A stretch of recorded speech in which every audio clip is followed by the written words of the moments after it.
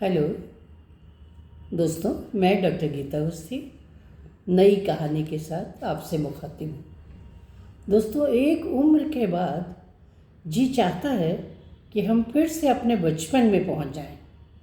सब कुछ वही मिल जाए जो हम बचपन में पाया करते थे। इसी कथानक से जुड़ी हुई कहानी प्रस्तुत है वापसी बचपन की है। सुनंदा कल रिटायर हो रही है। पूरी रात उसे बहुत टेंशन रहा था। वो कल रिटायर होने के बाद करेगी क्या। सुबह हो से शाम तक वो एक बंधा बंधाया रूटीन था। अब तक एकदम से पूरे दिन का खालीपन। कैसे बीतेगा दिन। सबसे बड़ी बात तो ये है कि परिवार के बाकी सदस्यों को भी उसकी दिन भर की उपस्थिति परेशान तो नहीं करेगी। बहू रोशनी तो शांत है, अपना काम बखूबी करती रहती है, सबका ध्यान रखती है, पर दिन भर उसका घर में रहना पता नहीं उसे पसंद भी आएगा या नहीं। छोटी बहू नीलम कुछ अलग सी है। उसका घर में रहना पता नहीं किस तरह लेगी। बेटे आकाश अपनी प्राइवेट नौकरी पर सुबह से निकल जाते हैं और शाम ढले लौटते हैं तो ढलते हुए सूरज की तरह ही निढाल हो जाते हैं। किसी से बमुश्किल दो शब्द बोल पाते हैं। छोटा विकास स्कूल में टीचर है। शाम को स्कूल से आने के बाद सीधे अपने कमरे में घुस जाते हैं। बची हुई शाम पत्नी के साथ मार्केटिंग करने में या मूवी देखकर बिताते हैं। पति कुछ वर्ष पूर्व उसे छोड़कर इस दुनिया से चले गए थे। तब से वो इस कॉलेज को अपना परिवार जैसा मानती आई है। फेयरवेल के दौरान सभी ने भावुकता भरे भाषण दिए थे। किसी किसी की आंखों में तो आंसू भी आ गए थे। सुनंदा स्वयं भी अपने आप को संभाल नहीं पा रही थी। उसे जब बोलने को कहा गया था तो उसके मुंह से तो आवाज़ ही नहीं निकल रही थी। उसे लग रहा था कि सामने लड़कियां नहीं, परिवार के सदस्य बैठे हैं और वो उन सब को छोड़कर दूर कहीं दूर चली जा रही है। उसकी आवाज़ रुंध गई थी। वो कुछ कह ही नहीं पा रही थी। आंखों से आंसू बहते जा रहे थे। बड़ी मुश्किल से उसने कहा था, ये वक्त जो आपके साथ गुजारा है कभी भूल नहीं पाऊंगी।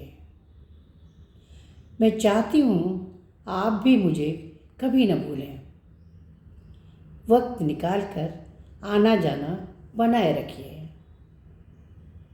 कॉलेज के गेट से निकलकर गाड़ी में बैठते समय सुनंदा आंखों में आंसू भरे हुए थे।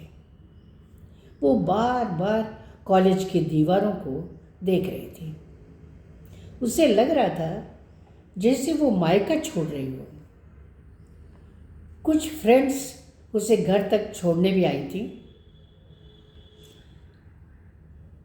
बहू रोशनी ने दरवाजे को फूल की लड़ियों से सजा दिया था और शानदार नाश्ते का इंतज़ाम भी किया था। साथ आई फ्रेंड्स के साथ उसने भी थोड़ा बहुत नाश्ता कर लिया था। उनके जाने के बाद उसने बड़े बड़े माला, वो गिफ्ट में दिया हुआ सामान कमरे में सजा दिया था।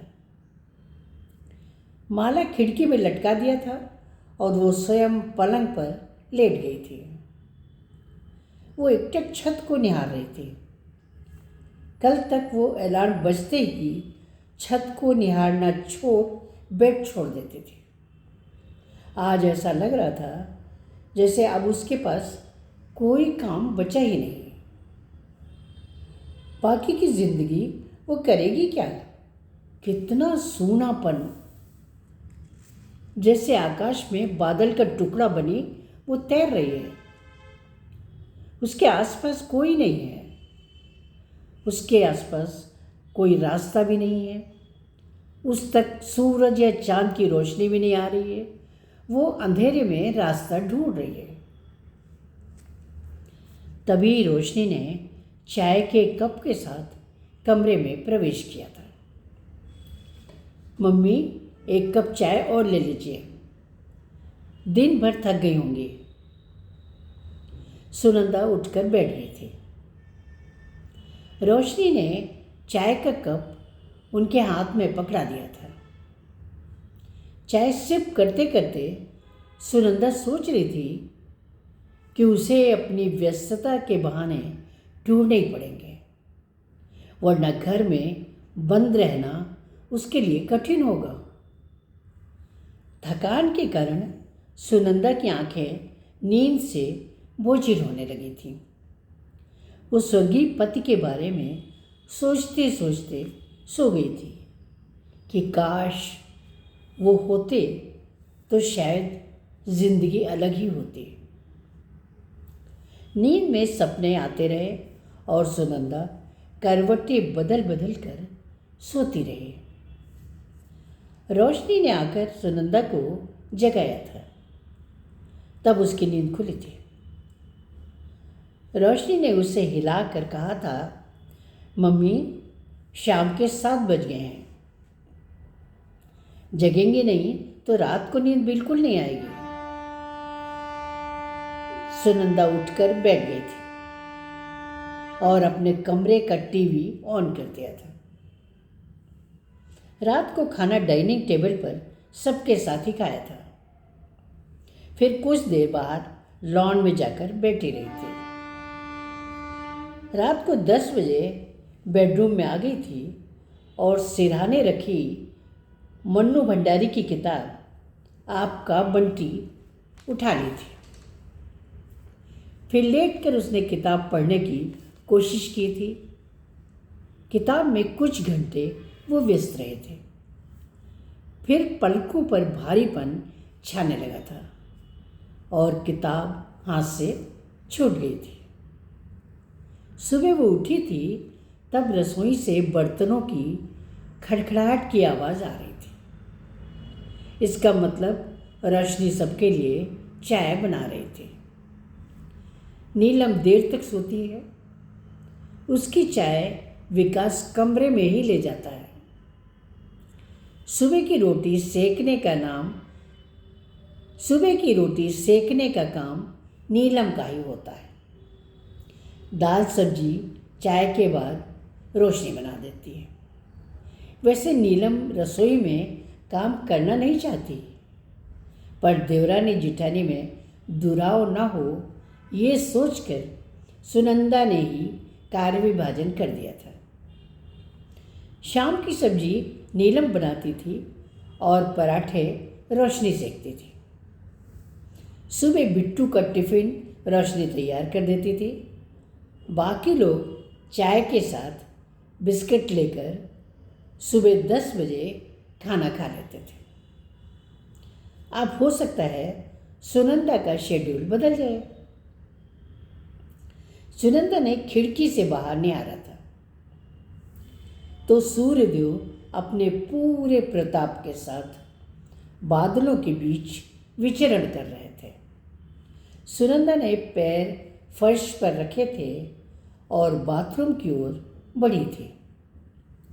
बिना ब्रश किए वो चाय नहीं पीती थी। ब्रश करके वो डाइनिंग टेबल की ओर बढ़ गई थी। रोशनी ने चाय लाकर रख दी थी। तभी विकास ने अपने प्याले में चाय डाली थी। वो मुझसे पूछा था, मम्मी, कल का कार्यक्रम कैसे रहा था? कल आप बहुत थकी थी, इसलिए मैंने डिटेल में नहीं पूछा था। मैंने संक्षिप्त सा जवाब दे दिया था। अच्छा था, सभी आए थे। आपको प्राइवेट स्कूल से ऑफर था, आपने विचार किया? विकास ने कहा था। मैंने धीरे से कह दिया था, मुझे नौकरी नहीं करनी, कहीं भी, कैसे भी। विकास नीलम की चाय लेकर कमरे की तरफ बढ़ गया था। सुनंदा का मूड चाय की टेबल पर भी विकास से हुई बातचीत से अपसेट हो गया था। वो पास में पार्क में चली गई थी। लोग टहलने के बाद घर की तरफ लौट रहे थे, लेकिन बच्चे अभी भी खेलने में जुटे हुए थे। दशहरे की छुट्टियां शुरू हो गई थी। वो पास पड़ी हुई बेंच पर बैठ गई थी। बच्चों का खिलखिलाना, एक दूसरे को छूने के लिए दौड़ना, फिसलना, झूला झूलना, सब कुछ बहुत अच्छा लग रहा था।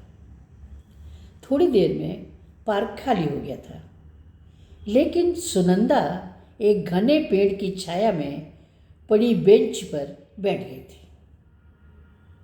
आसपास के छोटे पेड़ों की डालों पर बैठी कुछ चिड़ियाँ चहचहा रही थी।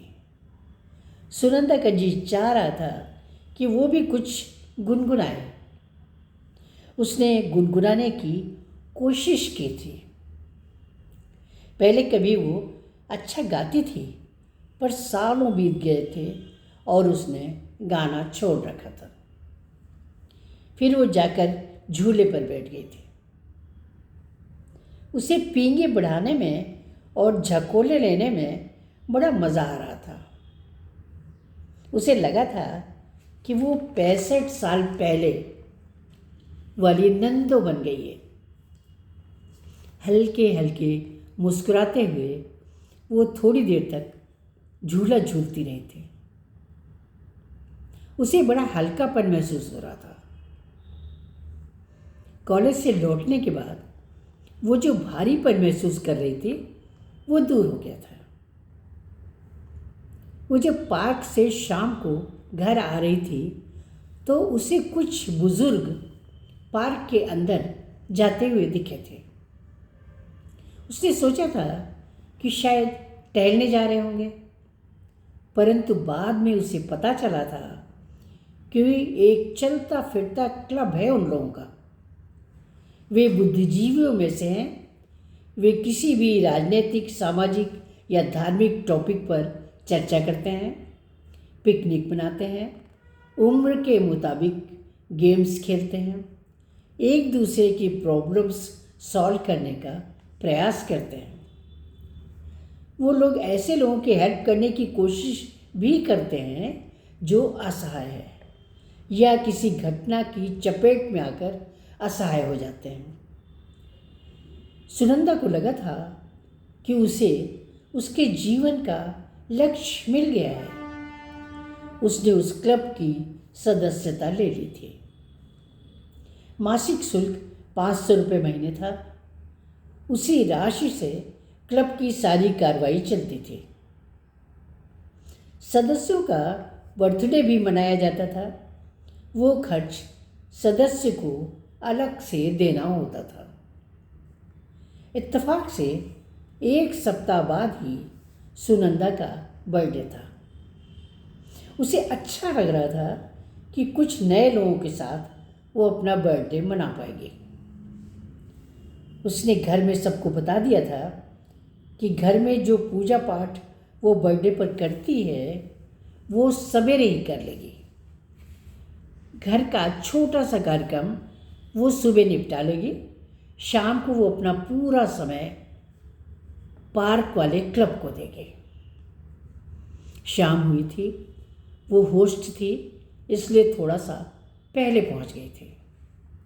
उसने पार्क के चौकीदार को रुपए दे दिए थे ताकि स्वल्पाहार की व्यवस्था हो सके। चाय तो पार्क के बाहर खड़े चाय के ठेले से मिल जाती थी। रोज की चाय भी वहीं से आती थी। थोड़ी देर में ही सभी लोग आ गए थे। विधिवत सबका परिचय हुआ था। सुनंदा को अच्छा लगा था कि उसे इतने अच्छे लोगों के बीच में रहने का मौका मिला था। क्लब के सदस्यों में डॉक्टर, इंजीनियर, वैज्ञानिक, मिलिट्री पर्सन, प्रोफेसर सभी थे और बातचीत के दौरान खुलकर अपना व्यू रखते थे। केक क्लब की तरफ से था। सुनंदा ने बर्थडे सॉन्ग के बीच केक काटा था। तालियों की गड़गड़ाहट व शुभकामनाओं से पूरा प्रांगण गूंज उठा था। उस शोर में उसका थैंक यू दब गया था। सुनंदा को महसूस हुआ था कि वो अपने कॉलेज के पुराने दिनों में पहुंच गई है और अपने साथियों के बीच बर्थडे मना रही है। पिछले कुछ सालों से वो अपने आप को पत्थर या संवेदनाहीन मानने लगी थी। उसे बशीर बद्र की ये पंक्तियाँ याद आने लगी थीं, बहुत दिनों से मैं इन पत्थरों में पत्थर हूँ, कोई तो आए ज़रा देर को रुलाए मुझे। वो एक बेंच पर बैठकर केक खाने लगी थी। बाकी नाश्ता क्लब बॉय लगा रहा था। उसके बाद गेम खेले जाने थे। एक गेम कुर्सी दौड़ में था।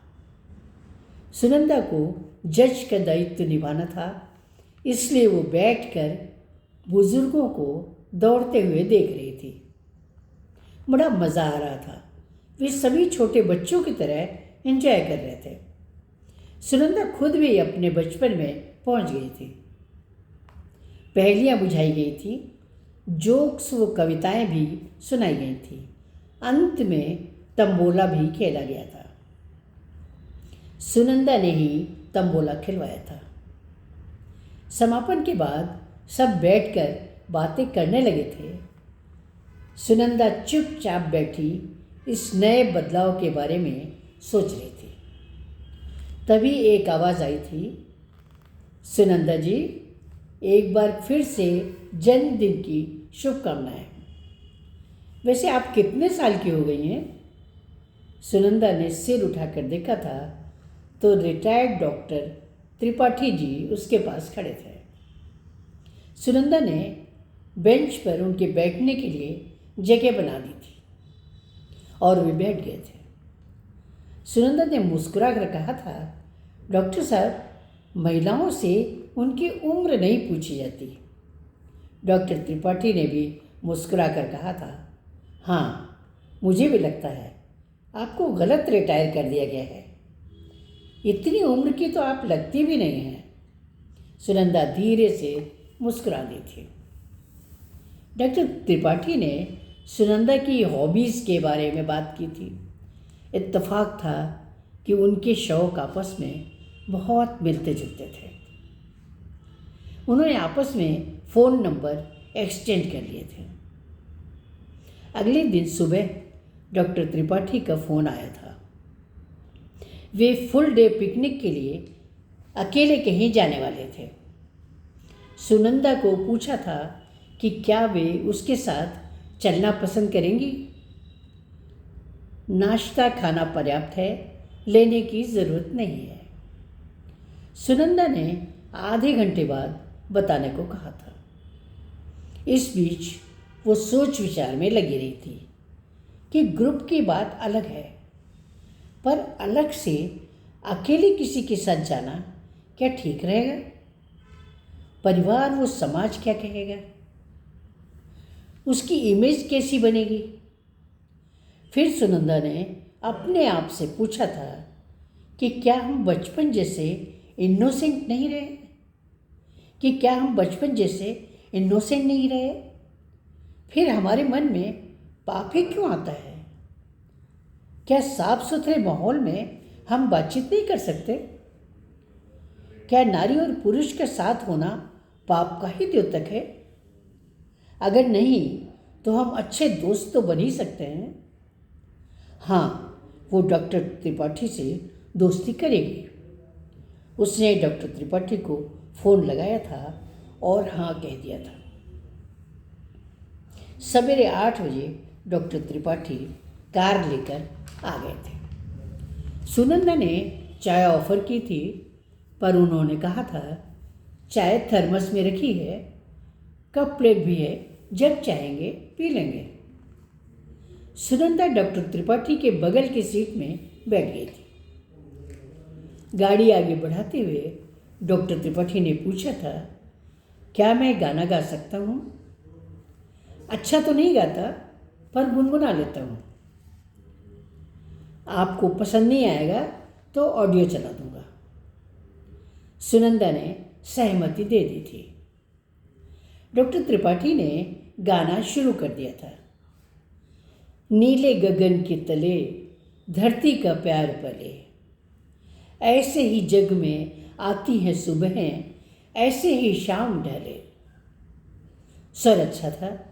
कुल मिलाकर गाना सुनने में मज़ा आया था। पिकनिक स्पॉट बहुत ही खूबसूरत था। एक तरफ ऊंचा पहाड़ था, नीचे से नदी बह रही थी। नदी के किनारे दरी बिछाकर डॉक्टर त्रिपाठी ने सामान गाड़ी से उतारना शुरू कर दिया था। सुनंदा ने भी हेल्प करना शुरू कर दिया था। तो डॉक्टर त्रिपाठी ने हंसकर कहा था कि मैं संकोच नहीं करूँगा, प्लीज़ हेल्प मी। सुनंदा भी हंस दी थी। पानी में वे घंटों पैर डालकर बैठे रहे थे। डॉक्टर त्रिपाठी ने पहाड़ की तरफ मुंह करके चिल्लाकर कहा था, सुनंदा। आवाज़ टकरा कर वापस आई थी। उन्होंने सुनंदा से भी नाम लेने को कहा था, तो सुनंदा ने मुस्कुराकर उनका नाम पूछा था। उन्होंने बताया था, सौरभ त्रिपाठी। सुनंदा ने सौरभ की प्रतिध्वनि कई बार दोहराई थी। आसपास की हरियाली उनके बचपने पर मुस्कुरा रही थी। दोनों ने मिलकर खाना खाया था और फिर अपनी हॉबीज़ के बारे में बात शुरू कर दी थी। डॉक्टर त्रिपाठी ने बताया था कि वे ऐसी जगहों में चिल्ला चिल्ला कर गाना गाते हैं, मनपसंद खेल खेलते हैं, अपना घर छोटी बड़ी बॉल से सजाया करते हैं। पत्नी वो बच्चे नहीं हैं, अकेले हैं, पर अपने ढंग से जीते हैं। क्लिनिक के बाद वो बाकी समय अपने आप को या सोशल वर्क को देते हैं। एक सर्वेंट साथ ही रहता है और उनका ध्यान रखता है। उन्होंने बताया कि वे कभी कभी गुमसुम हो जाया करते हैं और कोशिश करते हैं कि कुछ न सोचें। वे अपनी माँ वो अपने परिवार की बातें याद करके मुस्कुराते भी हैं और कभी कभी उन्हें याद करके रोते भी हैं। उन्होंने कहा था, सुनंदा, कभी अपने आप में खो कर देखो, मन हल्का हो जाता है। रूठना मनाना भी अच्छा लगता है। सुनंदा ने उनके साथ गुट्टे भी खेले थे। पूरा दिन बड़ा खुशगवार गुजरा था। शाम ढलते ढलते वे घर लौटे थे तो चांद बड़ा प्यारा दिख रहा था। डॉक्टर त्रिपाठी चांद को देखकर मुस्कुराते जा रहे थे और कार ड्राइव करते जा रहे थे। सुनंदा बहुत खुश थी क्योंकि उसे उसका बचपन वापस मिल गया था, जो बाबूजी की असमय मृत्यु के कारण खो गया था, क्योंकि वो असमय ही काम में जुट गई थी। खुशी उसे एक प्यारा दोस्त मिलने की भी थी, जिसने उसे उसका बचपन लौटाया था। नमस्कार।